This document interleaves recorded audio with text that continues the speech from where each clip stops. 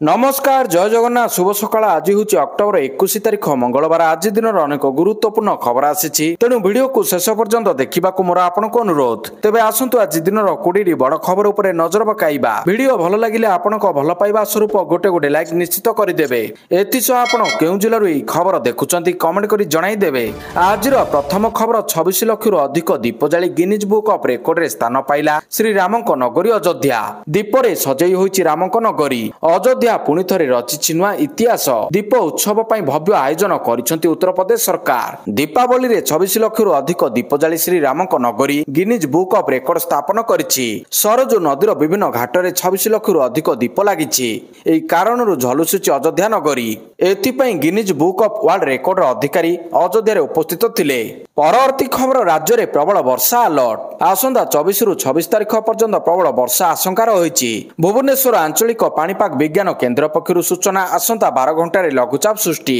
24 घंटा मध्य अवपात परिणत हेबो आज आरंभ हो पारे हालुकारू मध्यम धरण वर्षा दक्षिण ओडिशा समेत उपकूल ओडिशा रे वर्षा संभावना रही 30 रु 40 किलोमीटर बेगरे पवन हेबार मध्य आशंका अछि तेबे बात्या को नहीं भयभीत हेबार कौनसी आशंका नहीं परवर्ती खबर दीपावली शुभेच्छा जणाइले राष्ट्रपति प्रधानमंत्री नरेंद्र मोदी सोमवार देशवासी को दीपावली शुभेच्छा जणाइछंती से सोशल मीडिया प्लेटफॉर्म इंस्टाग्राम रे पोस्ट करिछंती मोर समस्त देशवासी को दीपावली हार्दिक शुभेच्छा आलोकर यह पवित्र पर्व समस्त जीवन को सुख समृद्धि एवं सद्भावना आलोकित करू राष्ट्रपति द्रौपदी मुर्मू मध्य तांको देशवासी को दीपावली शुभेच्छा जणाइछंती सेहीपरि मुख्यमंत्री मोहन चरण माझी मध्य दीपावली शुभेच्छा जणाइछंती सुरक्षित और सबुज दीपावली पालन करिबा पई से निवेदन करिछंती एहा सह से कहिछंती ज्ञानर आलोक मनुष्य को अज्ञानर अंधकारु रक्षा करे प्रदूषण मुक्त और सबुज दीपावली पालन करिबा पई मुख्यमंत्री आह्वान देइथिले परवर्ती खबर नामांकन पत्र दाखल कले स्नेहांगिनी नुआपड़ा उपनिर्वाचन पई बीजेडी प्रार्थी स्नेहांगिनी छुरिया नामांकन पत्र दाखल करिसंती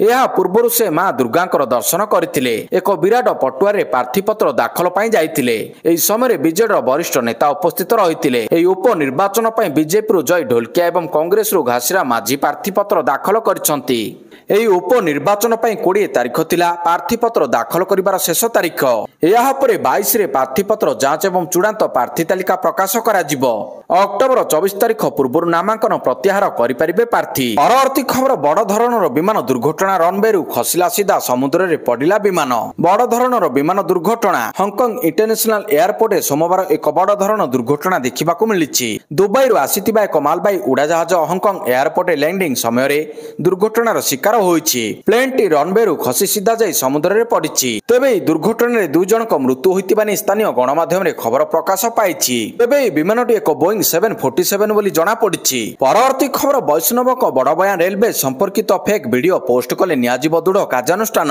रेल मंत्री अश्विनी वैष्णव बड़ बयान देइछंती रेलवे संपर्कित नकली वीडियो पोस्ट कले नियाजिब कार्यानुष्ठान अश्विनी वैष्णव अचानक दिल्लीर आनंद विहार स्टेशन जांच रे बाहरिथिले जांच समय से स्टेशन रो होल्डिंग एरिया जांच करथिले एवं यात्री मानक सहित सीधासलख आलोचना करथिले से स्टेशन रो परिष्कार परिच्छन्नता एवं उपलब्धि सुविधा संपर्क रे मतामत मध्य संग्रह करछंती सेठारु फेरिबा परे से स्पष्ट भाव रे कहिछंती जे सोशल मीडिया रे रेल संपर्कित नकली वीडियो पोस्ट करथिबा लोकंक विरोध रे कठोर कार्यानुष्ठान ग्रहण करा जिवो परवर्ती खबर आईएनएस विक्रांत रे प्रधानमंत्री नरेंद्र मोदी आईएनएस विक्रांत रे नौसेना कर्मचारी सहित दीपावली पालन करछंती तांको अभिभाषण रे से एहाकु तांकर सौभाग्य बोली वर्णना करछंती प्रधानमंत्री मोदी कहिछंती दीपावली तांको पई स्वतंत्र अटे से कहिछंती दीपावली पर्व समय समस्त निज परिवार सहित दीपावली पालन करिबा भली अनुभव करंती मु मध्य मो परिवार सदस्यंक सहित दीपावली पालन करिबार अभ्यास रे पड़ी जाइछि एवं तेणु मो परिवार सदस्य मानक सहित दीपावली पालन करबाकू जाउछि या सहित मोदी नक्सल मुक्त भारत करिबार मध्य शपथ नेइछंती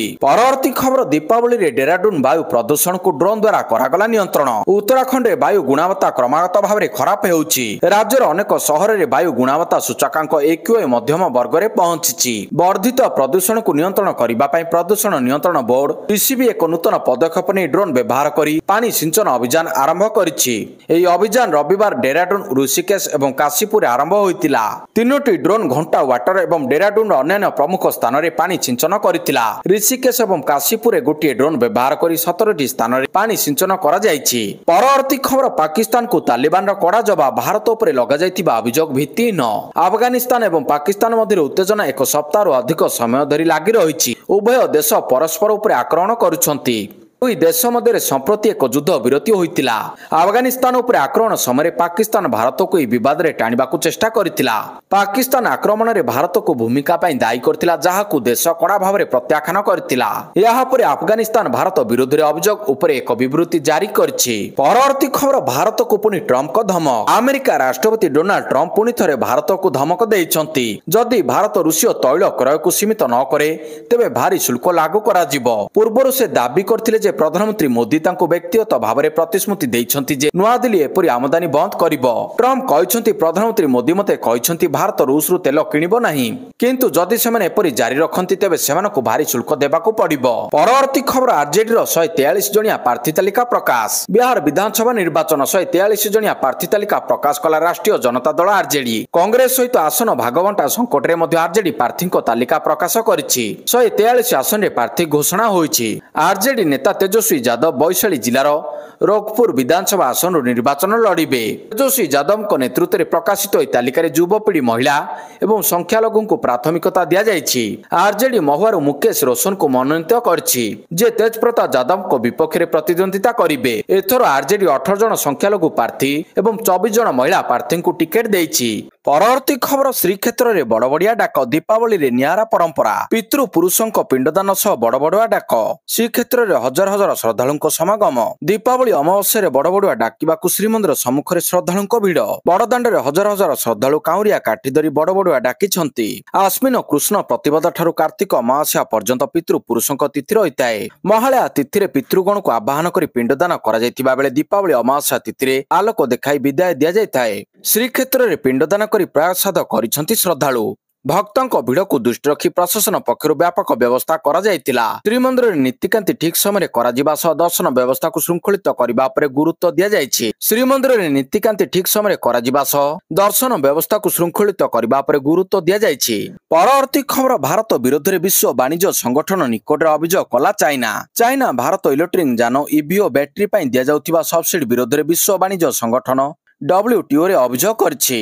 ଚାଇନା ବାଣିଜ୍ୟ ମନ୍ତ୍ରାଳୟ କହିଛି, ଭାରତ ଏହି ଯୋଜନା WTO ନିୟମ ଉଲ୍ଲଂଘନ କରୁଛି। ଏହା ଘରୋଇ କମ୍ପାନୀକୁ ଅଧିକ ଲାଭ ଦେଉଛି ଏବଂ ଆମଦାନୀ ବଦଳରେ ସବସିଡି ଯାହା ନିଷିଦ୍ଧ, ଯାହା ଚାଇନାର ସ୍ୱାର୍ଥକୁ କ୍ଷତି ପହଞ୍ଚାଉଛି। ଚାଇନା ଭାରତକୁ ନିଜ ଇଭି ଗାଡ଼ି ରପ୍ତାନୀ ବଢ଼ାଇବାକୁ ଚାହୁଁଛି।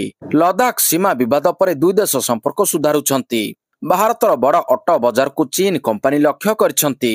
ଚାଇନାରେ ଇଭି ଅଧିକ ଉତ୍ପାଦନ ହେଉଛି, କିନ୍ତୁ ଦେଶ ଭିତରେ ବିକ୍ରି କମ୍ ରହିଛି। ତେଣୁ ବିଦେଶରେ ଏହାର ବିକ୍ରି ବଢ଼ାଇବାକୁ ଚାହୁଁଛି। ପରବର୍ତ୍ତୀ ଖବର, ଫିଲିପାଇନ୍ସରେ ଫେଙ୍ଗସନ ଝଡ଼ ଯୋଗୁଁ ଗଲା 7 ଜୀବନ। ଉତ୍ତର ଏବଂ କେନ୍ଦ୍ରୀୟ ଫିଲିପାଇନ୍ସରେ ଆସିଥିବା ଉଷ୍ଣ କଟିବନ୍ଧୀୟ ଝଡ଼ ଫେଙ୍ଗସନ ଯୋଗୁଁ ଅତି କମ୍ରେ 7 ଜଣଙ୍କ ମୃତ୍ୟୁ ହୋଇଛି। ଝଡ଼ ଯୋଗୁଁ 22,000ରୁ ଅଧିକ ଲୋକଙ୍କୁ ବନ୍ୟା ଏବଂ ଭୂସ୍ଖଳନ ପ୍ରବଣ ଅଞ୍ଚଳ ଛାଡ଼ି ସୁରକ୍ଷିତ ସ୍ଥାନକୁ ସ୍ଥାନାନ୍ତରିତ କରିବାକୁ ବାଧ୍ୟ କରାଯାଇଛି। ପାଣିପାଗ ପୂର୍ବାନୁମାନ ସଂସ୍ଥା କହିଛି ଯେ ଫେଙ୍ଗସନ ରବିବାର ବିଳମ୍ବିତ ରାତିରେ ଉତ୍ତର ଫିଲିପାଇନ୍ସର ଲୁଜେନରୁ ଦକ୍ଷିଣ ଚୀନ ସାଗର ଆଡ଼କୁ ଗତି କରିଥିଲା ଏବଂ ଏହି ସମୟ ମଧ୍ୟରେ ଏହି ଅଞ୍ଚଳରେ ଘଣ୍ଟା ପ୍ରତି 65ରୁ 80 କିଲୋମିଟର ବେଗରେ ପ୍ରବଳ ପବନ ବହିଥିଲା। ସରକାରଙ୍କ ବିପର୍ଯ୍ୟୟ ପରିଚାଳନା ସଂସ୍ଥା ଝଡ଼ ଯୋଗୁଁ 7 ଜଣଙ୍କର ମୃତ୍ୟୁ ହୋଇଥିବା ନିଶ୍ଚିତ କରିଛି। ପରବର୍ତ୍ତୀ ଖବର, ବିଷାକ୍ତ ସହର ଅନୁଗୁଳ ଜିଲ୍ଲା। ଦୀପାବଳି ପୂର୍ବରୁ ହିଁ ବିଗିଡ଼ିଲା ଅନୁଗୁଳ ସହରର ବାୟୁର ମାନ। ଅନୁଗୁଳ ପାଲଟିଛି ରାଜ୍ୟର ସବୁଠାରୁ ଅଧିକ ବାୟୁ ପ୍ରଦୂଷିତ ସହର। କେନ୍ଦ୍ର ପ୍ରଦୂଷଣ ନିୟନ୍ତ୍ରଣ ବୋର୍ଡ ପକ୍ଷରୁ ଦିଆଯାଇଥିବା ସୂଚନା ଅନୁସାରେ ଏୟାର କ୍ୱାଲିଟି ଇଣ୍ଡେକ୍ସରେ 229 ଏକୁଆଇ ସହ ରାଜ୍ୟର ଏକମାତ୍ର ସହର ଭାବରେ ଅନୁଗୁଳର ବାୟୁର ମାନ ଖରାପ ସ୍ତରରେ ରହିଛି। ସେହିପରି ଭୁବନେଶ୍ୱରରେ ମଧ୍ୟ ଶନିବାର ସନ୍ଧ୍ୟା 6ଟାରେ 136, 17 ତାରିଖରେ 162, 16 ତାରିଖରେ 154ରେ ରହିଥିଲା। ପରବର୍ତ୍ତୀ ଖବର, ଭିନ୍ନ ଅନ୍ଦାଜରେ ଦୀପାବଳି ପାଳିଲେ ରାହୁଲ ଗାନ୍ଧୀ। ଦିଲ୍ଲୀର ସବୁଠାରୁ ପୁରୁଣା ଦୋକାନରେ ତିଆରି କଲେ ବେସନ ଲଡୁ। କଂଗ୍ରେସ ନେତା ରାହୁଲ ଗାନ୍ଧୀ ଏକ ଭିନ୍ନ ଉପାୟରେ ଦୀପାବଳି ପାଳନ କରିଛନ୍ତି। ଏହି ବର୍ଷ ରାହୁଲ ଗାନ୍ଧୀ ଦୀପାବଳି ପାଇଁ ପୁରୁଣା ଦିଲ୍ଲୀ ଗସ୍ତ କରିଛନ୍ତି। ସେଠାରେ ପ୍ରସିଦ୍ଧ ଏବଂ ଐତିହାସିକ ଘେଣ୍ଡୱାଲା ମିଠା ଦୋକାନରେ ନିଜ ହାତରେ ରାହୁଲ ବେସନ ଲଡୁ ଏବଂ ଇମିର୍ତ ତିଆରି କରିଥିଲେ। କଂଗ୍ରେସ ନେତା ତାଙ୍କ ସୋସିଆଲ ମିଡିଆ ପ୍ଲାଟଫର୍ମରେ ଏକ ପୋଷ୍ଟ ମାଧ୍ୟମରେ ଏହି ସୂଚନା ସେୟାର କରିଛନ୍ତି। ପରବର୍ତ୍ତୀ ଖବର, ବିଜେପିର ପ୍ରସଙ୍ଗ ଦ୍ରୁତ ବିକାଶ। ନୂଆପଡ଼ା ଉପନିର୍ବାଚନକୁ ନେଇ କେନ୍ଦ୍ରମନ୍ତ୍ରୀ ଜୁଏଲ ଓରାମଙ୍କ ବଡ଼ ବୟାନ। ସେ କହିଛନ୍ତି, ମୋହନ ମାଝୀଙ୍କ ନେତୃତ୍ୱରେ ନିର୍ବାଚନ ଲଢ଼ିବୁ ଏବଂ ଜିତିବୁ। ଆଦିବାସୀ ଭୋଟ ଭାରତୀୟ ଜନତା ପାର୍ଟି ସପକ୍ଷରେ ଯିବ। ଗତ ନିର୍ବାଚନରେ ଅଧିକ ଆଦିବାସୀ ଭୋଟ ବିଜେପି ପାଇଥିଲା। 5 ଲୋକସଭା ଆସନରୁ 4ଟି ଏବଂ 33 ବିଧାନସଭା ଆସନରୁ 18ଟିରେ ବିଜୟୀ ହୋଇଛି। ମୁଖ୍ୟମନ୍ତ୍ରୀ ମନ୍ତ୍ରିମଣ୍ଡଳରେ ମଧ୍ୟ ଆଦିବାସୀଙ୍କ ଭରପୁର ଯୋଗଦାନ ରହିଛି। ବିଜେପିକୁ ଆଦିବାସୀ ଭୋଟ ମିଳିବ, ଦ୍ରୁତ ବିକାଶ ରହିବ ନୂଆପଡ଼ାର ମୁଦ୍ଦା। ପୂର୍ବରୁ ମଧ୍ୟ କରିଛୁ, ଏବେ ମଧ୍ୟ କରିବୁ, କହିଛନ୍ତି ଜୁଏଲ ଓରାମ। ପରବର୍ତ୍ତୀ ଖବର, ପିଏମ୍ କିଷାନର 21ତମ କିସ୍ତିକୁ ନେଇ ଆସିଲା ବଡ଼ ଅପଡେଟ୍। ପ୍ରଧାନମନ୍ତ୍ରୀ କିଷାନ ସମ୍ମାନ ନିଧି ଯୋଜନାରେ ସାମିଲ ଥିବା ଚାଷୀଙ୍କ ପାଇଁ ଖୁସି ଖବର। प्रधानमंत्री किसान सम्मान निधि योजन में सामिल थिबा चाषी आसिला खुशी खबर। पीएम किसान 21तम किस्ती दीपावली पूर्व कि दीपावली मिलवा नहीं आशा करा किंतु एबे ताहा मिलिबो नहीं। नवेम्बर प्रथम सप्ताह पीएम किसान 21तम किस्ती चाषी खाता को आसीपारे। एने विभिन्न गणमाध्यम खबर प्रकाश पाई। तारीख घोषणा होइनथिले मध्य देशर किछि राज्यर चाषी को पीएम किसान किस्ती टंका आगुआ मिल सारी। जम्मू कश्मीर, पंजाब, उत्तराखंड और हिमाचल प्रदेश चाषी खाता को आसी सारी पीएम किसान टंका। तेबे देशर अन्य समस्त राज्यर चाषी को नवेम्बर प्रथम सप्ताह टंका पठाई पारती केंद्र नरेंद्र मोदी सरकार। परवर्ती खबर, नुआपड़ा उपनिर्वाचन नामांकन पत्र दाखल कले 19 जन। नुआपड़ा विधानसभा उपनिर्वाचन पर नामांकन पत्र दाखल शेष दिन थिला। समुदाय 19 जन प्रार्थी नामांकन पत्र दाखल करिसेंती। प्रमुख राजनीतिक दलर प्रार्थी भाव बीजेडी स्नेहागिनी चुरिया, बीजेपी जय ढोलकिया, कांग्रेस घासीरा माझी, समाजवादी पार्टी रमाकांत हाथी, बहुजन मुक्ति पार्टी हेमंत तांडी, बहुजन समाज पार्टी राजाराम साहू, ओडिशा जनता दलर सुखोदर दंडसेना, राष्ट्रीय परिवर्तन दलर सीताराम बेहेरा नामांकन पत्र दाखल करिसेंती। एमानक सहित 11 जन स्वाधीन प्रार्थी नामांकन पत्र दाखल करिसेंती। परवर्ती खबर, दीपावली रे बॉलीवुड रो दुख, आखि बुझिले अभिनेता गोवर्धन असरानी। 84 वर्ष रे आखि बुझिले बॉलीवुड रो प्रख्यात हास्य अभिनेता गोवर्धन असरानी। सोमवार अपराह्न रे लोकप्रिय अभिनेता जनकर देहांत होइतिबा जणा पड़िछि। दीर्घ दिन हबा असुस्थता कारणरू मेडिकल चिकित्सित होई आसुतिबा बेले तांकर मृत्यु होइछि। शोले चलचित्र रे जेलर भूमिका रे ख्याति अर्जन करथिबा हास्य अभिनेता 350 रु ऊर्ध्व चलचित्र रे अभिनय करछंती। निज अभिनयर जादू माध्यम दर्शक मान बांधि रखिबारे सक्षम हास्य अभिनेता तांको अवर्तमान सारा बॉलीवुड जगत में शोकर छाया खेली जाइछि। परवर्ती खबर, जन्ममाटी केन्दुझर जिला गस्त करिसेंती मुख्यमंत्री मोहन चरण माझी। 3 दिन धरी अर्थात बुधवार पर्यंत मुख्यमंत्री केन्दुझर रहिबे। रायकला स्थित अस्थायी हेलीपैड अवतरण कर सेठारु सड़क पथरे निज गाँ रायकला गस्त करिसेंती। यह मुख्यमंत्री व्यक्तिगत गस्त। तेबे मुख्यमंत्री गस्त को नहीं केन्दुझर सुरक्षा व्यवस्था कड़ाकड़ी करा जायछि। दीपावली अवसर में निज गाँ रायकला को गस्त करिसेंती मुख्यमंत्री मोहन चरण माझी। एथिसह गाँ रे निज परिवार सह दीपावली पालन करिसेंती मुख्यमंत्री। परवर्ती खबर, टीम इंडिया पई खेलुतिबा प्रथम कश्मीर खेलाड़ी कैरियर नेले विदाय। भारतीय क्रिकेट टीम पई खेलुतिबा प्रथम कश्मीर खेलाड़ी कैरियर को विदाय देइछंती। भारतीय क्रिकेटर परवेज रसूल अंतर्जातीय क्रिकेट खेलिथिले बे समस्त फॉर्मेट रो अवसर घोषणा करिसेंती। 36 वर्षीय खेलाड़ी बीसीसीआई को तांको अवसर संपर्क में सूचना देइछंती। तांको 17 वर्षर प्रथम श्रेणी कैरियर रे 352 विकेट नेइछंती एवं 5648 रन करछंती। परवर्ती खबर, युद्धविरति आरंभରୁ 97 रु अधिक पालेस्टाइन मृत। युद्धविरति आरंभ दिन ठारू ए पर्यंत गाजारे 97 रु अधिक पालेस्टाइन साधारण नागरिक इस्राएल आक्रमण रे प्राण हराइलेनी। 230 रु अधिक लोक आहत होइछंती। सेमानक मध्यरु अधिकांश लोकଙ୍କ अवस्था गुरुतर रहिछि। अस्त्रविरति परठारु इस्राएल सेना 80 थर या उल्लंघन कलानी बोली गाजा सरकारी मीडिया ऑफिस कहिछि। हमास जोगु एपरि होइछि एवं हमास को इस्राएल जवाब देउछि बोली कहिछि। परवर्ती खबर, यमन उपकूल रे भयंकर सामुद्रिक दुर्घटना, जलिला एलपीजी सिलिंडर, 23 भारतीय क्रू सदस्य उद्धार। यमन आडेन उपकूल रे शनिवार 18 अक्टोबर 2025 रे एक बड़ सामुद्रिक दुर्घटना घटिछि। एई भयंकर दुर्घटना रे कैमरून पताका बहन करथिबा जहाज एमवी फाल्कन रे एक बड़ विस्फोरण पर से निया लगी जाइतिला।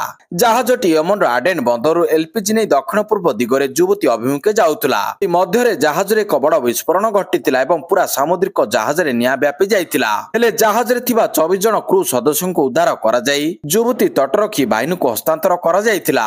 जहाज रे थिबा अधिकांश क्रू सदस्य भारतीय वंशोद्भव नागरिक थिले। अग्निकांड पर एमवी फाल्कन रु 23 जन भारतीय क्रू सदस्यों को उद्धार करा जाइतिला। तथापि 2 जन क्रू सदस्य एबे मध्ये निखोज रहिसंती। परवर्ती खबर, दिल्ली रे रेड जोन रे 34 टी मॉनिटरिंग स्टेशन आहुरी सांघातिक होई पारे स्थिति। दीपावली रे प्रबल आसतबाजी अन्यान्य पाग कारणरू राजधानी दिल्ली रो वायु गुणवत्ता अत्यंत खराब श्रेणी रे प्रवेश करिछि। सोमवार संध्या रे दिल्ली रो किछि अंचल रे 400 अतिक्रम करिछि। परिस्थिति एपरि होइछि जे दिल्ली रो 38 टी मॉनिटरिंग स्टेशन मध्यरु 34 टी रेड जोन रे थिबा रेकर्ड करा जायछि एवं एई 34 टी मॉनिटरिंग स्टेशन रे 301 ऊपर थिबा रेकर्ड होइछि। दिल्ली रो 24 घंटार हाराहारी वायु गुणवत्ता सूचकांक 345.6 अति खराब वर्ग रे रेकर्ड करा जायछि। रविवार यह 326 पॉइंट रे रेकर्ड करा जायतिबा बेले 4 टी मॉनिटरिंग स्टेशन रे 400 अतिक्रम करिछि।